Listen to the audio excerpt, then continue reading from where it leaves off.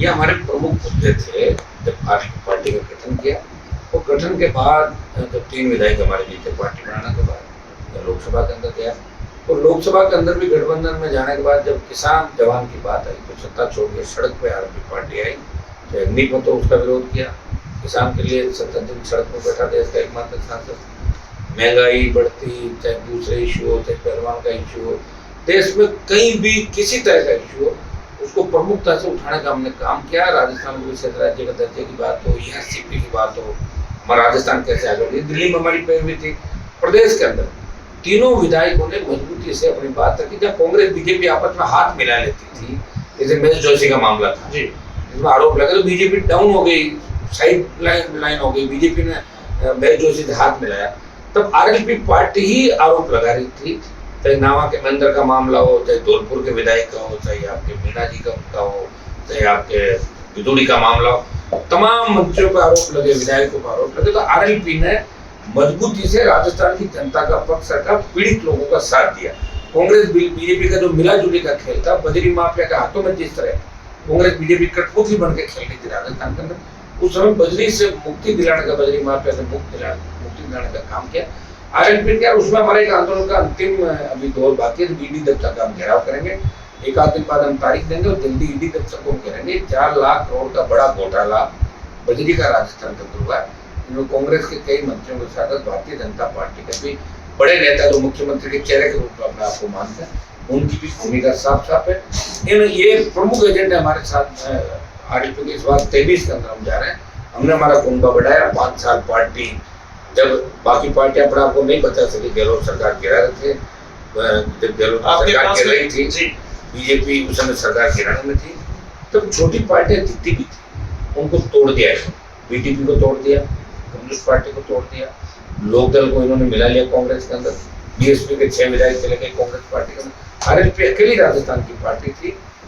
और ये सौभाग्य मुझे मिला कि राजस्थान के किसान के बेटे ने पूरी ताकत के साथ, किसानों का आशीर्वाद से, जवानों के जोर से पार्टी बनाई। सांसद 5 प्रधान, 140 चेयरमैन बना के संदेश दिया देश के अंदर कि ये किसान के बेटों की पार्टी, टूटने वाली पार्टी नहीं, ये विपक्ष की भूमिका निभाएगी।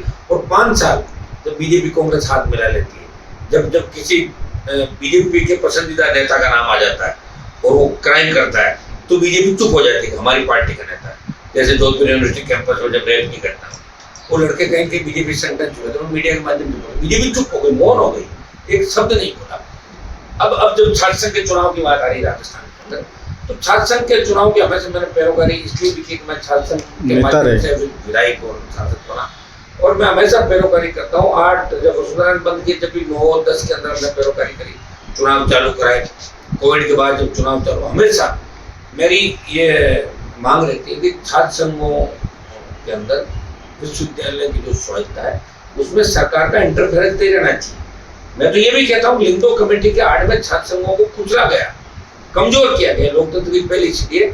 और छात्र संघ जब चुनाव सरकार ने कहा कि नहीं करा रहे, तब बच्चों की मेरे से बच्चों ने आग्रह किया, उस दिन मैंने विरोध किया, मैंने छात्र संघ चुनाव होने चाहिए, सरकार के फैसले का विरोध किया। कोई नहीं बोला, कोई सड़क को नहीं किया। तो हनुमान बेनीवाल अपने हजारों जो पार्टी के लोग हैं राजस्थान का, उन सबके साथ हमने ये कहा कि चुनाव होने चाहिए। तो विश्वविद्यालय गया, बच्चे आमरण अनशन में थे, कांग्रेस बीजेपी के लोगों ने उनको संभाला नहीं, मैंने उनका आमरण अनशन भी तोड़वाया और उनके साथ आज भी खड़ा हूँ। आज भी बच्चे मुझे इन्विटेशन देना है कि 23 तारीख को हम पूर्व छात्र संघ अध्यक्षों का सम्मेलन करा रहे हैं, पूर्व छात्र संघ अध्यक्ष के नाते मैं इस कार्यक्रम को अपने दर्ज कराऊंगा, मैं जाऊंगा और मैं कोशिश करूंगा कि छात्र संघ चुनाव की तारीख सरकार घोषणा करे।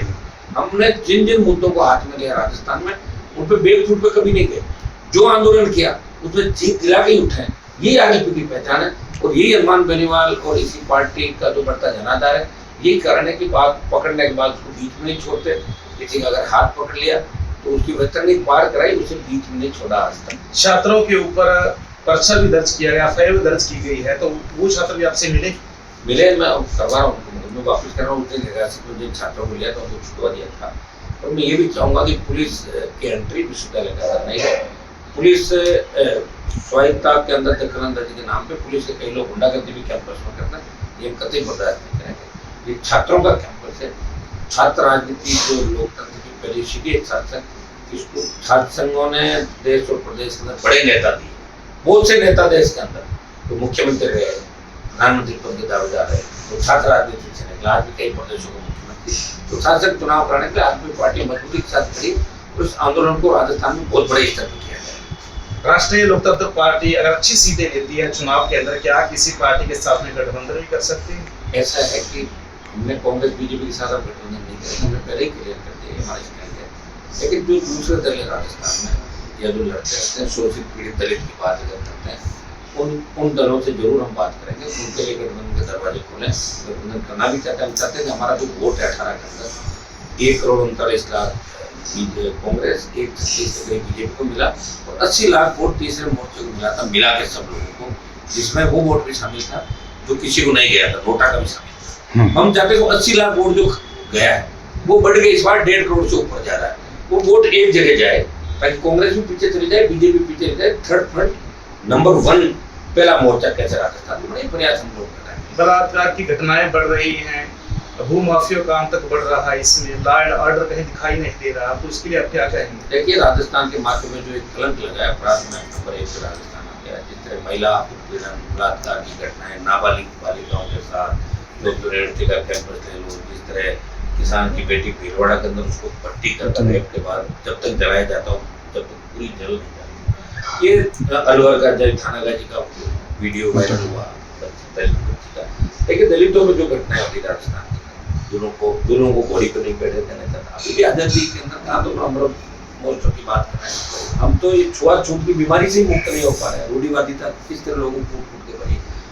देश और दुनिया की हर बड़ी खबर के लिए सब्सक्राइब करें नवतेज टीवी और पल पल के अपडेट्स के लिए बेल आइकन को दबाना ना भूलें, क्योंकि आपकी खबरों का भरोसेमंद साथी है नवतेज टीवी।